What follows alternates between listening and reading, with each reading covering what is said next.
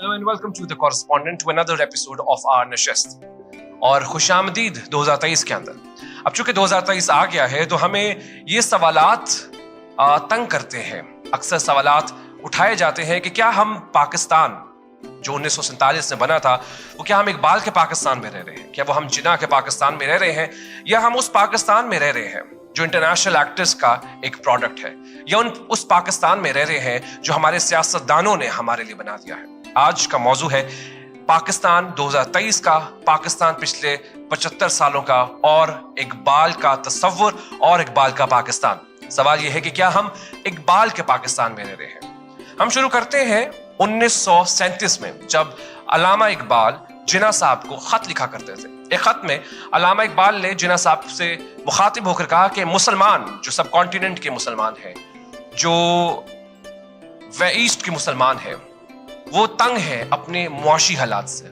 मुसलमान जो है वो ये इस चीज के शक है मुसलमानों को कि उनकी जो इकोनॉमिक डिस्ट्रक्शन है वो जारी है। मुसलमानों को लगता है कि कैपिटलिज्म सबसे बड़ा मसला है। मुसलमानों को ये भी लगता है क्योंकि हिंदुओं के पास मुआशी निज़ाम आ गया है, लेंडिंग यानी कि तिजारती निज़ाम, बिजनेस का बेकारी निज़ाम जो है वो हिंदुओं के पास आ गया है, तो मुसलमान जो है तंग दस्त होते जा रहे हैं। और एक और चीज़ इकबाल ने जिन्ना साहब को कहा कि जो नेहरू थे, जो इंडिया के सबसे पहले प्राइम मिनिस्टर भी बने, नेहरू का जो सोशलिज्म है वो भी मुसलमानों को अपील नहीं कर रहा। आगे हम मौजू में जो हमारी नशिस्त होगी उसमें हम बात करेंगे कि इकबाल ने मुस्लिम मुआशरे के लिए पाकिस्तान, यानी जब पाकिस्तान बनेगा तो उसमें कौन सा निज़ाम राइज होगा, उसमें कौन सा इस्लामी निज़ाम राइज होगा, उसकी बात करेंगे। लेकिन उससे पहले मैं खुशामदीद कहता हूँ मेरे दोस्त जो इस नशिस्त का बहुत ही अहम हिस्सा है, कि आप हमें लेके जाएंगे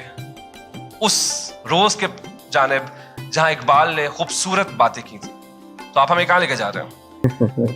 सबसे पहले तो जी मैं अपने नाजरीन को नशिस्त की न्यू एपिसोड में खुशामदीद, सुनने वाले तमाम नाजरीन को, हमारे सामीन को। और क्योंकि हज़रत इकबाल के हवाले से आज की नशिस्त की किस्त को तरतीब दिया गया है, तो मेरा तो आपको फराज भाई को तो बड़े अच्छे से इस चीज़ का अंदाज़ा है कि मैं अपने रूहानी असातिज़ा में से, और इवन अगर थोड़ा सा लफ्ज़ को मज़ीद आगे बढ़ाते हुए और बाज़ लोगों पर नागवार ना गुजरे तो वो मैं तो उनको मुर्शद की हैसियत से भी देखता हूँ। तो सबसे पहले उस मंज़र तक लेकर जाना है आज कि जहाँ एक शख्स मैदान में खड़ा है और लोगों को कुछ तलकीन कर रहा है और अपने ख्यालात का इज़हार कर रहा है। लेकिन उस मंज़र से पहले ये भी समझना ज़रूरी है कि इकबाल क्या है। ठीक है, इंसान दो चीज़ों का मजमूआ है फराज भाई। एक ज़ाहिरी जिस्म है जिसमें आपके गोश्त हैं, हड्डियां हैं, ठीक है, जिनका मजमूआ है और ज़ाहिरी तौर पर जिस्म आपका नजर आता है। एक आपकी रूह है जिसका वजूद आपको महसूस नहीं हो सकता, जिसको आप देख नहीं सकते, लेकिन आपके जिस्म में रूह मौजूद है। रूह की पाकीज़गी आपको क्या देती है? रूह की पाकीज़गी आपको नजरियात देती है, मस्बत नजरियात देती है। ठीक है, लोगों के लिए हजरत इकबाल एक शख्स होंगे, हमारे लिए हजरत इकबाल एक नजरिया है। ठीक है, जैसे कि बड़ा खूबसूरत फरमान है जिसका मैं मफहूम यहां अपने नाजरीन के लिए थोड़ा सा वज़े करता चला हूं। इंसान सर से पांव तक अक्ल ही अक्ल है, सिर्फ अक्ल है, सर से पांव तक इंसान अक्ल है। ठीक है, और अगर इंसान आकिल है और अक्ल जो उसको परवरदिगार ने अता की है उसका इस्तेमाल करना जानता है, तो वो नजरियात रखना उस पर वाजिब है। ठीक है, इसी तरह सोफोक्लीज ने, जो यूनानियों की जिक्र हमारी नशिस्त में बहुत ज्यादा चलता रहता है जी, बड़े दानश्वर लोग थे। सोफोक्लीज ने बड़ी खूबसूरत बात की थी ना, यूनानी दानश्वर ने, कि आप एक इंसान को तो मार सकते हैं लेकिन एक नजरिए को नहीं मार सकते। इसी तरह जनाब हजरत इकबाल के मुर्शद जनाब रोमी ने भी यहां पर कोट किया था कि अपने ख्यालात को बुलंद कीजिए, क्योंकि फूल बारिश के बरसने से उगते हैं, ना कि बादल के गरजने से। तो अब मंजर ये है कि एक लोगों के लिए एक शख्स हो सकता है जो सर से पांव तक जिस्म रखता है, गोश्त रखता है, हड्डियां रखता है, लेकिन हमारे लिए बहसियत कौम इकबाल एक नजरिए का नाम है। वो नजरिया क्या है कि वो मैदान में खड़ा है, मैदान सज चुका है, ایک شخص آکے کھڑا ہو گیا ہے سب کے سامنے میدان پہ اور کیا کر رہا ہے؟ اپنے نظریات بیان کرنے جا رہا ہے. یہ منظر ہے الہ آباد کے میدان کا, ٹھیک ہے. اور یہاں پر اب جناب حضرت اقبال کا نام لیتے ہوئے میں سب سے پہلے ان کا تعارف انہی کے الفاظ میں یہاں کرواتا چلا جاؤں گا. اس کے بعد چند ان میں سے نظریات میں سے چند خیالات لوگوں کی حصوں کو اور لوگوں کے خیالات اور نظریات کو جھنجھوڑنے کے لیے اپنے ناظرین سے شیئر کروں گا. کہ حق سے فرشتوں نے, تعارف اقبال ہے جناب, بڑا بندہ ہے تو تعارف بھی بڑے لیول کا بنتا ہے.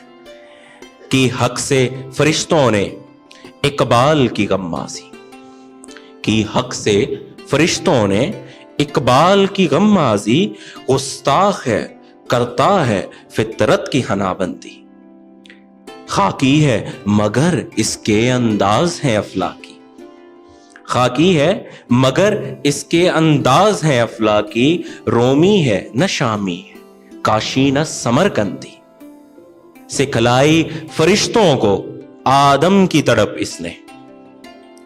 حضرت اقبال کا تعارف جیسے میں نے ابھی آغاز میں کہا کہ جتنا بڑا قد ہے تعارف اتنا ہی آج بنتا تھا حضرت اقبال کے لیے. سکھلائی فرشتوں کو آدم کی تڑپ اس نے, آدم کو سکھاتا ہے آداب خداوندی. یہ تعارف حضرت اقبال. تعارف حضرت اقبال ایک شخص کے لیے, لوگوں کے لیے, لیکن یہ تعارف نظریہ ہے. اقبال سر سے پاؤں تک ہمارے لیے نظریے کا نام ہے. اب الہ آباد کے میدان میں کھڑے تلقین کیا کی جا رہی ہے؟ مادیت سے روحانیت کا سفر اختیار کیجیے. مادیت کو تغیر ہے جبکہ روحانیت روشنی ہے, روحانیت زندگی ہے اور روحانیت اتحاد کا نام ہے. پھر کیا تلقین کی جا رہی ہے کہ ایک معاشرہ, اب دیکھیں کتنی خوبصورت بات حضرت اقبال, یہ میں مطلب اپنے الفاظ کا میں اس میں جو ہے اضافہ کرنا ہی نہیں چاہ رہا, میں صرف انہی کے الفاظ کو رکھنا چاہ رہا ہوں سامنے اور انہی کے خیالات اور نظریات کو سامنے رکھنا چاہ رہا ہوں. ایک معاشرہ جس میں ایک تنگ نظر گروہ, فراز بھائی بڑی خوبصورت بات ہے اور یہ ہمارے آج کے دور کے مطابق انتہائی برابر بیٹھ رہی ہے. ایک معاشرہ جس میں ایک تنگ نظر گروہ کسی دوسرے گروہ کے بارے میں برے خیالات رکھتا ہے, وہ انتہائی ناگوار اور کم تر معاشرہ ہے. آئیے تولیے نا اپنے آپ کو, تولیے نا, رکھ دیا پیمانہ. الہ آباد کے میدان میں آپ کون سا نظریہ, لیکن ہم آپ کے لیے ایک نیا پہلو لے کر آ رہے ہیں الہ آباد کے میدان کا. پھر ایک تیسری, 1930 میں نظریہ پاکستان کی فاؤنڈیشن بنی. بالکل ایسی ہے. اپنے ذاتی اور گروہی معاملات سے آگے بڑھیے, اپنے ذاتی اور گروہی معاملات سے آگے بڑھیے اور اپنے انفرادی اور اجتماعی اعمال کی قدر کرنا سیکھیں. ایک دو قومی نظریہ ہم سنتے چلے آ رہے ہیں. ایک نظریہ یہ ہے جو اقبال کھڑا میدان میں لوگوں کو دے رہا ہے کہ معاشرہ کیا ہے, دوسری قوم کا نظریہ کیا ہے. سر میں یہ پتہ کہ دو قومی ایگزیکٹلی جی علیحدہ ملک حاصل کر لیا, بس اس قوم کا نظریہ کیا ہے. بالکل بالکل. اب دیکھیں ہمارا فراز بھائی یہ المیہ رہا ہے, یہ ہمارا المیہ رہا ہے کہ ہمیں ہر خیال میں سے, ہر نظریے میں سے اپنی پسند کی چیز کو چن لینا بہت اچھا لگتا ہے. ہم انتخاب اس چیز کا کرتے ہیں یا اس نظریے میں سے اس بات یا اس بات تک محدود رہنا پسند کرتے ہیں جو ہم سمجھتے ہیں ہمارے مطابق ٹھیک ہے, یا جو ہمیں لگتا ہے کہ ہمارے ٹھیک ہونے میں, ہمیں ٹھیک ثابت کرنے میں ہمارے لیے بہت اچھی ہے. جبکہ جو نظریہ ہوتا ہے وہ وقت کا محتاج نہیں ہوتا ہے. نظریہ اگر وقت میں قید کر دیا جائے تو وہ نظریہ رہتا ہی نہیں. خیال نظریے سے, خیال جو ہے آپ کا جو نظریہ ہے وہ وقت سے بلند ہے. کیوں؟ ازل سے ابد تک اگر نظریہ کامل ہے, ٹھیک ہے, اگر نظریہ آپ کا کامل ہے تو وہ امر ہو جاتا ہے. سقراط صاحب کو دیکھ لیں, ٹھیک ہے, زہر کا پیالہ پلا دیا آپ نے لیکن اپنا نظریہ سچا تھا نا, اٹل حقیقت کی طرح وہ قیامت تک قائم رہے گا. تو نظریات اصل میں در حقیقت نظریات ہیں. ہم لوگوں کیا کرتے ہیں, یا ہم بذات خود, میں خود بھی شامل ہوں اس میں, اس جسے مشق میں, کہ ہم شخصیت کو پکڑ لیتے ہیں اور شخصیت کے نظریے کو بھول جاتے ہیں. ٹھیک ہے, حالانکہ در حقیقت اگر دیکھا جائے تو شخصیت محتاج ہے نظریے کی. मुताज है और नफरत में। शख्सियत बड़ी है नजरिए की वजह से। नजरिए की वजह से, अगर नजरिए से अलग कर दिया जाए किसी इंसान के, अच्छा यहाँ पर किसी भी लिखारी की बात कर ली जाए, मैं हजरत इकबाल की बात करता हूँ, हजरत गालिब की बात करता हूँ, जनाबे हजरत मीर तकी मीर साहब की बात करता हूँ, आप नजरियात को अलग कीजिए, आप शख्सियत का वजूद कहाँ है? कोई भी अगर काबा उर्दू अदब भी बना है तो वो अपने ख्याल की वजह से बना है, अपने नजरिए की वजह से बना है, और उस पर और ख्याल और नजरिया वही बनकर जब उसकी जात पर नाजल हुआ है तो वो अमर हो गया। तो नजरियात ये एक पहलू, अलग ही पहलू है, ठीक है, ये अलग ही जाविया है सोचने का। और बड़ी हैरत अंगेज बात है कि माशरे का कॉन्सेप्ट, रूहानियत का कॉन्सेप्ट, मादियत का कॉन्सेप्ट, इनफरादी अमल से इज्तमाई अमल तक के सफर का कॉन्सेप्ट उसी मैदान में उस नजरिए ने दिया था जिसके चेहरे से क्या था, फसाहत थी, जिसके चेहरे पे बलागत थी, जिसके चेहरे पे जहानत टपक रही थी। आप उसको देखते थे और आपको देखकर यकीन होता था कि ये सर से पांव तक अकल ही अकल है। यहाँ पर वो फरमान जो मैंने पहले कोट किया, वो हजरत इकबाल के लिए मैं दोबारा कोट करता चला जाऊं कि सर से पांव तक अकल ही अकल है। हमारे लिए वो नजरिया है, अकल में गूंदा हुआ नजरिया है। अकल के तमाम मेयार में, जितने भी मेयार हैं, तमाम में गूंदा हुआ नजरिया हजरत इकबाल है। ये है हजरत इकबाल का concept about nation, concept about society. बिल्कुल ठीक था। तो अब हम चूंकि बात करते हैं कि मैंने शुरू किया कि कैसे 1937 के अंदर जब जिन्ना साहब सब कॉन्टिनेंट से चले गए थे उदास होकर, डिसअपॉइंट होकर, तो तब आपको याद होगा कि मुकालमा चलता था, थ्रू खतों किताबें चली थी। तो 1937 के अंदर जब अल्लामा इकबाल ने मसाइल बताए कि मुसलमान जो है, हिंदुस्तान का जो मुसलमान है वो क्यों कैपिटलिज्म से भाग रहा है, कैपिटलिज्म जो है मुस्लिम मुआशरे के लिए सही नहीं है। कैसे उन्होंने कहा कि सोशलिज्म जो है, जो नेहरू का सोशलिज्म था, वो मुसलमानों को अपील नहीं कर रहा, और कैसे जो बैंकारी निज़ाम है, जो तजारती निज़ाम है, जो मुआशी निज़ाम है, वो एक ग्रोह के कब्जे में आ गया है, जिसकी वजह से मुसलमान जो है, हिंदुस्तान का मुसलमान जो है, वो फील कर रहा है कि वो डिसइंचांटेड है। अब ये तो उन्होंने 1937 के अंदर मसाइल बयान किए कि क्यों मुसलमान को अलहदा मुल्क चाहिए और अलहदा निज़ाम चाहिए। अब 1911 के अंदर अल्लामा इकबाल हिंदुस्तान रिव्यू के अंदर लिखते हैं जी। अब उन्होंने बताया कि आउटलाइन किया कि मुस्लिम मुआशरा क्या होता है, सियासी निज़ाम बताया, उन्होंने इकोनॉमिक निज़ाम बताया कि मुस्लिम मुआशरे में क्या होता है।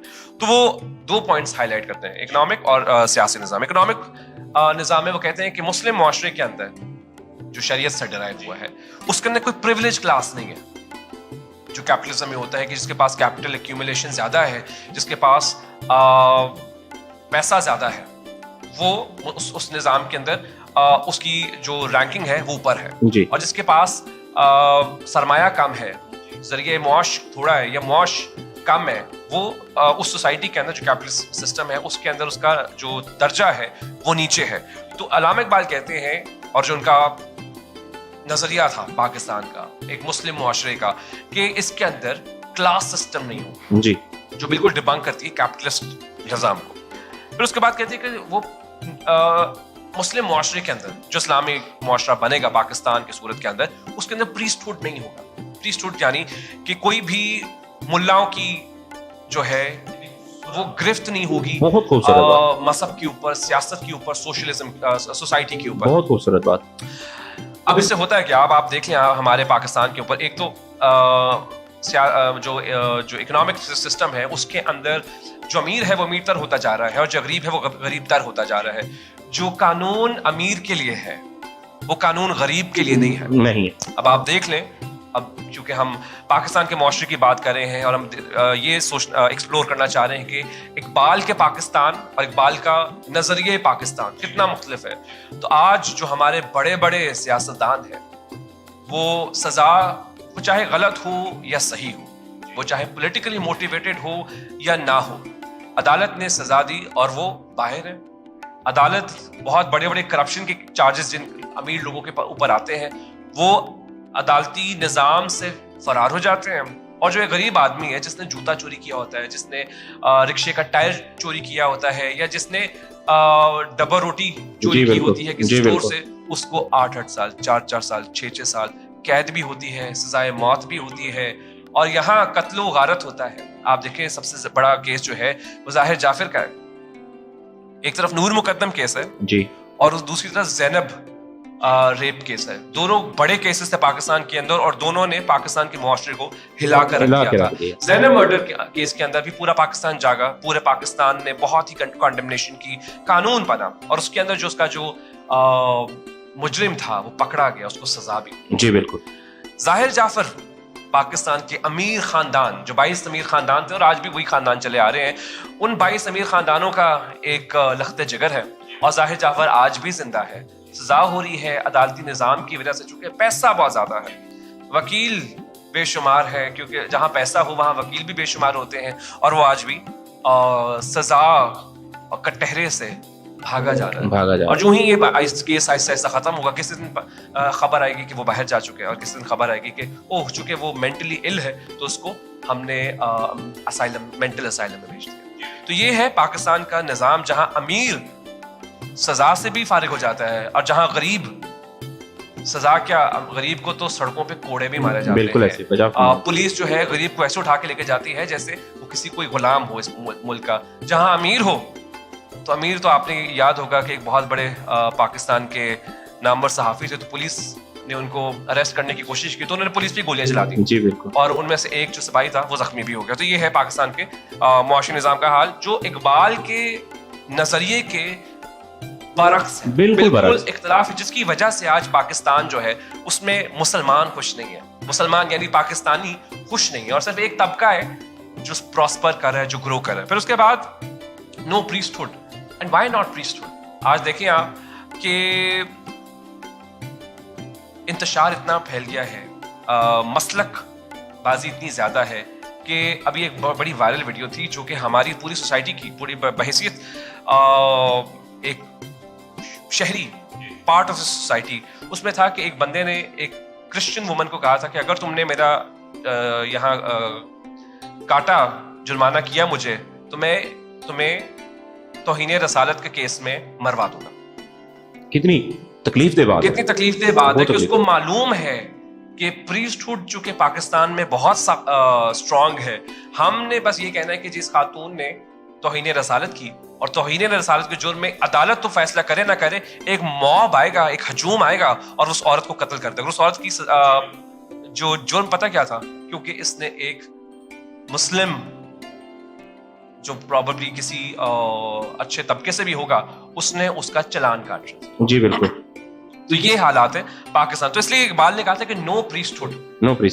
जो इस्लामी मुआशरा है उसके अंदर प्रीस्टहुड का कोई कॉन्सेप्ट नहीं है। फिर उसके बाद उन्होंने कहा कि कास्ट सिस्टम नहीं होना चाहिए। आप देखें आज हम चौधरियों से नीचे की शादियां नहीं करते। गरीब बच्ची सोच भी नहीं सकती कि उसके बड़े घर में शादी हो सके। और हम ये जो पाकिस्तान की सोसाइटी है ना, कमी कमीन जिसको हम कहते हैं, तो what is this? This is entirely caste system, जो पाकिस्तान के जो बानी का नजरिया है उसकी बिल्कुल बरक्स है।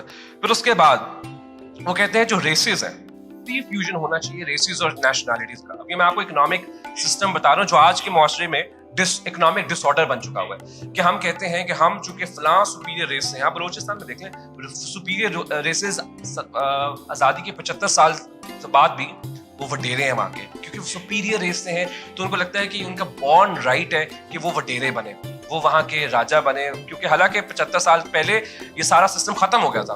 आज भी पाकिस्तान के निज़ाम के अंदर रेसेस और जो नेशनैलिटीज हैं वो सुपीरियर है। हालांकि इकबाल का जो नजरिया मुआश है इसके अंदर जहां वो कह रहे हैं कि फ्री फ्यूजन ऑफ रेसेस और नेशनैलिटीज होनी चाहिए, वो बिल्कुल रिफ्लेक्ट करता है हुजूर सल्लल्लाहु अलैहि वसल्लम के आखिरी खुतबे के अंदर, जहां उन्होंने फरमाया था कि किसी अरबी को किसी अजमी पर और किसी अजमी को किसी अरबी पर फजीलत हासिल नहीं है। बिल्कुल हुजूर ने भी वही फरमाया था और इकबाल ने भी वही कहा कि पाकिस्तान या जो मुस्लिम मुआशरा होगा, जो मुस्लिम इकोनॉमिक सिस्टम होगा, उसमें कोई भी रेस सुपीरियर नहीं है, कोई भी नेशनैलिटी सुपीरियर नहीं है। जब उन्होंने कह दिया और इकबाल ने कह दिया, आपको आज इल्म होगा कि आज कैसे हम रेशियल सुपीरियरिटी की बात करते हैं कि जी हमारे जो अजदाद हैं वो तो फलां रेस से हैं, हम तो पर्शियन रेस से हैं, हम तो फलां राजा के डिसेंडेंट्स हैं, और आज भी वही निज़ाम चलता आ रहा है। फिर वो बात करते हैं रिलीजियस सोशल आपकी सिस्टम की। उसके कहते हैं कि जो सियासी निज़ाम है उसके अंदर सेकुलर एंटिटी और रिलीजियस एंटिटी नहीं होती। There is only one society, one system. اس میں وہ یہ نہیں کہتے کہ آپ کے خلیفہ اور ہے اور آپ کے شیخ یعنی شیخ الاسلام جو ہمارے ہر مسلم ملک میں بنے ہوتے ہیں وہ علیحدہ ہے. علامہ اقبال کہتے ہیں ان کا نظریہ جو ایک مسلم معاشرے کا ہے اس میں کہتے ہیں کہ صرف ایک اینٹی ہوتی ہے اور وہ فیوژن ہوتی ہے, اسی میں شیخ بھی ہوتے ہیں, اسی میں سیاسی لوگ بھی ہوتے ہیں اور وہ ایک ہی سیاست کرتے ہیں, وہ ایک ہی نظام بناتے ہیں. یہ نہیں ہے کہ مسلمانوں کا یا وہ جو شیخوں کا طبقہ علیحدہ ہے اور سیاسی طبقہ علیحدہ ہے اور there is a difference between their interpretation. Pakistan کا جو قانون ہے اس کے اندر بھی یہی ہے کہ جو پاکستان کا جو بھی کانسٹیٹیوشن ہوگا اس کی جو ڈیریویشن ہوگی of ideas that is going to be from Quran. تو پاکستان کا جو قانون ہے وہ بھی بڑا خوبصورت ہے, اسی بیسس پہ بنا ہوا ہے. لیکن آج ہم دیکھتے ہیں کہ مسلک علیحدہ ہے, سیاست کچھ اور کہتی ہے اور ریلیجس باڈیز جو ہیں آپ کی وہ کچھ اور کہتی ہیں. پھر اس کے بعد سب سے خوبصورت بات وہ کہتے ہیں کہ جو خلیفہ ہوتا ہے he is not representative of God. آپ نے دیکھا ہوگا بہت سارے یہ جو اسلامی نظام آئے, میں تو کسی دن بحث کریں گے کہ مسلم ہسٹری اور اسلامک ہسٹری میں کیا فرق ہے, کہ حضور صلی اللہ علیہ وسلم کے انتقال کے بعد کیا مسلم ہسٹری ختم ہو گئی تھی اور اسلامک ہسٹری کا نزول ہوا تھا, اور کیا آج ہم مسلم ہسٹری میں رہ رہے ہیں یا اسلامک ہسٹری میں رہ رہے ہیں. بیکاز اسلامک ہسٹری کے اندر آٹومنس اپنے آپ کو کہتے تھے کہ ہم خلیفہ بھی ہیں اور ہم اللہ کے یہاں نمائندے بھی ہیں. اقبال کہتے ہیں کہ جو خلیفہ بنتا ہے وہ اللہ کا ریپرزینٹیٹیو نہیں ہوتا. there is only one representative جو اللہ تعالیٰ نے خود بھیجے, جن پہ وحیاں نازل ہوئی, صرف وہ ریپرزینٹیٹیو ہیں اور انہی کی تعلیمات کو ہم آج فالو کر رہے ہیں. تو موجودہ خلیفہ جو وقت کا ہوتا ہے وہ اللہ کا ریپرزینٹیٹیو نہیں ہوتا. اور الیکشن کے حساب سے حوالے سے بھی انہوں نے بڑی خوبصورت بات کی. آج کل آپ کو پتہ ہے کہ ہماری ایک بہت بڑی اپوزیشن پارٹی ہے تحریک انصاف, اور وہ کہہ رہی ہے کہ الیکشن کال آؤٹ کی جا رہی ہے. کوئی سیاسی ہمارا ایجنڈا نہیں ہے.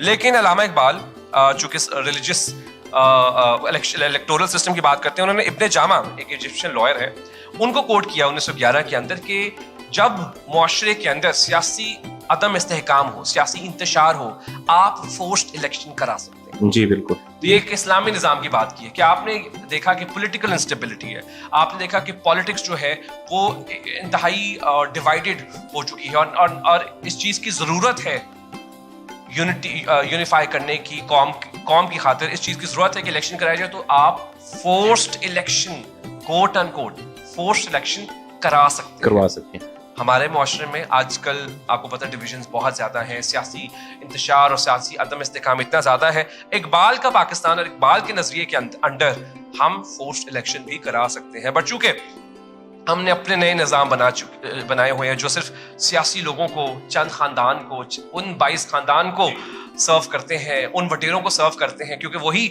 پاکستان کے اندر قانون بناتے ہیں اور انہی کے اوپر بنتے ہیں, تو وہ اپنے ظاہر سیلف سرونگ ہوتے ہیں. تو یہ اقبال کا سیاسی نظام تھا اور یہ اقبال کا معاشی نظام تھا, جس کے بالکل برعکس آج کا پاکستان ہے. بالکل ایسے.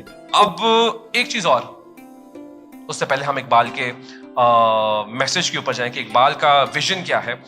ایک چیز اور, ہمارے سوسائٹی میں بہت بات کی جاتی ہے پاکستان کے اندر ایجوکیشن سسٹم اچھا ہونا چاہیے, ہر پاکستان کو پڑھنا لکھنا چاہیے. اقبال آلدو ڈاکٹر علامہ اقبال تھے, اقبال بہت ہی پڑھے لکھے قابل شخص تھے. اقبال صاحب کہتے ہیں کہ جو ہمارا آئیڈیا ہے نا کہ جو education will transform the society, وہ کہتے ہیں یہ کانسیپٹ غلط ہے. Education will not drive transformation at all.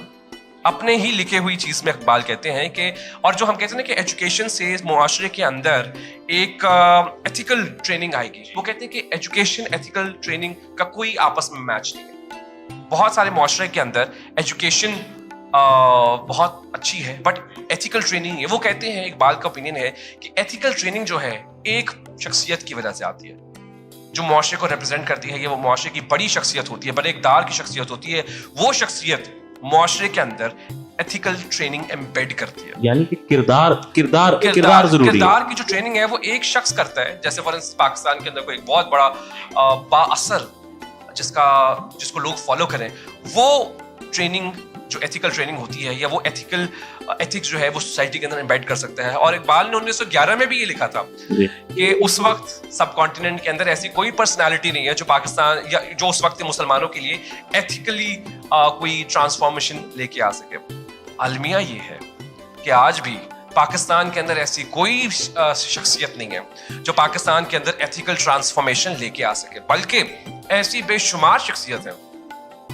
Known league کے بقول وہ پی ٹی آئی کے عمران خان ہے، اور پی ٹی آئی کے بقول وہ نون لیگ کی سیاست ہے جس نے پاکستان کے اندر ایتھیکل گروتھ کے بجائے ایسی ایتھیکل ڈیفارمیشن کی ہے، ایسی ایتھیکل ڈس انفرینچائزمنٹ کی ہے کہ پاکستان کے اندر ایتھکس نام کی چیز ہی ختم ہو گئی. جی بالکل. یہ تھا پاکستان اور اقبال کا پاکستان، اور اقبال کی آئیڈیالوجی کہ پاکستان کے اندر جو مسلم معاشرہ ہے وہ کیسا ہونا چاہیے. اب میں آپ کی طرف آؤں گا کہ اقبال کا جو نظریہ ہے، مشن ہے، ویژن ہے، وہ کیا تھا. آپ نے بہت خوبصورت بات کی، بہت خوبصورت باتیں کی ہیں، اور میں آپ کی بات کو تھوڑا سا آگے بڑھاتے ہوئے اس میں ایک دو باتوں کا اضافہ کرتا چلا جاؤں کہ بہت خوبصورت بات کہ کردار پہ کام کرنا چاہیے. معاشرے کو تبدیل کرنے کے لیے کردار ہی ہوتے ہیں. کردار سامنے ہے، معاشرہ تبدیل ہوتا جاتا ہے، لوگ دیکھ کر آپ کو فالو کرتے ہیں. آپ کسی کو اپنی الفاظ کی بجائے کسی کو اپنی کردار سے قائل کریں، یہ بڑی خوبصورت بات ہے. تب آپ کے ایتھیکل سٹینڈرڈز، ٹھیک ہے، آپ کے اقدار اور ان سب چیزوں بہت بہتر ہو جائے. بڑی خوبصورت بات آپ نے شاندار کی. اور اقبال کا نظریہ،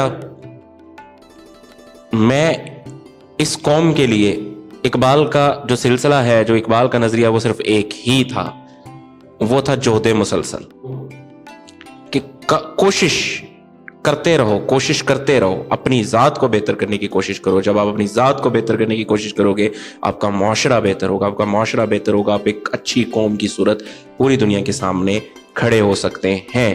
کیونکہ آپ جب تک انفرادی طور پر کام نہیں کریں گے، آپ کا معاشرے کا جو کیونکہ آپ معاشرے کا حصہ بن رہے ہیں، مجموعہ ہے نا افراد کا معاشرہ، تو معاشرہ نہیں گرو کر پاتا. اور یہیں پر ہی اقبال کے ایک نظریے کے ساتھ، اقبال کے ایک میسج کے ساتھ میں یہاں پر گفتگو کو سمیٹتا چلا جاتا ہوں. برطرز اندیشہ سود و زیاں ہے زندگی، برطرز اندیشہ سود و زیاں ہے زندگی، ہے کبھی جاں اور کبھی تسلیم جاں ہے زندگی. تو اسے پیمانہ امروز و فردا سے نہ ماپ، تو اسے پیمانہ امروز و فردا سے نہ ماپ، جاویدہ پہ ہم رواں ہر دم جواں ہے زندگی. اپنی دنیا آپ پیدا کر اگر زندوں میں ہے. کتنا خوبصورت معیار اقبال نے دیا ہے. بھئی آپ کہتے ہیں نا آپ سانس لے رہے ہیں، میں زندہ ہوں. زندہ ہونے کا معیار کیا ہے؟ اپنی دنیا آپ پیدا کر. بھی کوشش کرو نا، ملک دے دیا پروردگار نے آپ کو، ملک کا ٹکڑا دے دیا نا، زمین کا ٹکڑا دے دیا، اب بہتر کرو نا، اپنی انفرادی طور پہ کام کرو نا. اپنی دنیا آپ پیدا کر اگر زندوں میں ہے، سر آدم ہے، ضمیر کن فقاں ہے زندگی. زندگانی کی حقیقت کو کن کے دل سے پوچھ، زندگانی کی حقیقت کو کن کے دل سے پوچھ، جوئے شیراؤ تیشاؤ سنگے گراں ہے زندگی. یہ اقبال کا نظریہ جی. برطرز اندیشہ سود و زیاں ہے زندگی، ہے کبھی جاں اور کبھی تسلیم جاں ہے زندگی. اقبال کا میسج ہماری نیشن کے لیے جی. لیکن آج کے دوسرے سیگمنٹس کی طرف بھی نشست کے بڑھتے ہوئے، اور میں آغاز میں ہی میں چاہ رہا ہوں کہ آج کوئی خوبصورت سا گیت سنا دیں ہمیں، کوئی سریلا سا گیت آج، کیونکہ بڑا ہی خوبصورت اقبال ٹاپک. اب چونکہ ہم اقبال کی بات کریں جی بالکل، اور ہم نے اقبال کا نظریہ پیش کیا، پھر آپ نے کہا کہ جد و جہد کرنی چاہیے. اقبال کا نظریہ ہی بالکل یہی جہد کے اوپر تھا، اور نہ صرف انفرادی شروع ہونی چاہیے، اور پھر ہم اجتماعی جد و جہد بھی کرنی چاہیے. تو اکثر یہ نغمہ جو ہے یہ فوجیوں کے لیے ہوتا ہے، حالانکہ یہ ہر پاکستانی جو ہے وہ فوجی ہے، اس نیشن کا، اس ملک کا بے شک. بڑی خوبصورت بات ڈیفینڈر ہے، بہت خوبصورت اور بات، جو ہر شعبے میں کام کر رہے ہوتے ہیں وہ اس ملک کا فوجی ہے. بہت خوبصورت بات. تو ایک بڑا مشہور ہے کہ اپنی جان نظر کروں، واہ، اپنی جان نظر کروں، اپنی وفا پیش کروں، قوم کے مرد مجاہد تجھے میں کیا پیش کروں، اپنی جان نظر کروں، اپنی وفا پیش کروں، قوم کے مرد مجاہد تجھے میں کیا پیش کروں، اپنی جان نظر کروں. یہ تو آج کا گیت تھا، لیکن ہم نے آج کی شعر و شاعری تو ہو گئی، کہ اگر آپ کے پاس ہے شعر و شاعری. جی بالکل، شاعری تو، اور پھر شاعری تو معاملے میں کریں گے. الحمدللہ. کتاب سے پہلے پھر آج کی شاعری. آج کی شاعری پہلے، آج کی شاعری پہلے. آج کا شاعر. آج ہی میں نے اپنے ناظرین کے لیے افتخار عارف صاحب، بہت بڑا پاکستان کی ادبی، ہاں جی، ادبی سوسائٹی کا بہت بڑا نام افتخار عارف صاحب، ان کے چند اشعار میں نے اپنے ناظرین کے لیے آج پیش کروں گا. خواب کی طرح بکھر جانے کو جی چاہتا ہے، جی چاہتا ہے پکڑا ہے افتخار صاحب نے.